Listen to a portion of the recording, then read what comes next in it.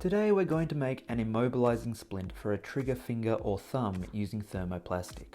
Here's what we'll need to make this splint. Some thermoplastic, scissors capable of cutting through the plastic, a heat pan which can be as simple as a basic electric frying pan, a spatula so we don't burn our fingers, a heat gun, and some Velcro for the straps. First we'll measure our thermoplastic. We need a strip of plastic roughly the length from MCP joint to just below the tip of the thumb. Make sure there's enough width to wrap completely around the thumb. Place the plastic into your heat pan, which should ideally be set to 75 degrees Celsius. And once our plastic has softened sufficiently, we're ready to mold. Wrap the plastic around the injured thumb and pinch the two tabs together, just slightly above the radial side. Once the plastic has hardened, we can slide it off the finger. And now we trim off any excess plastic, rounding off any pointy edges as we do this. At this point, it's a good idea to try on the splint to make sure everything fits correctly, and that there's no further adjustments required. This splint is almost complete, but first we have to add the Velcro strap. Start off by trimming 4 small squares of adhesive for the Velcro strap to attach to.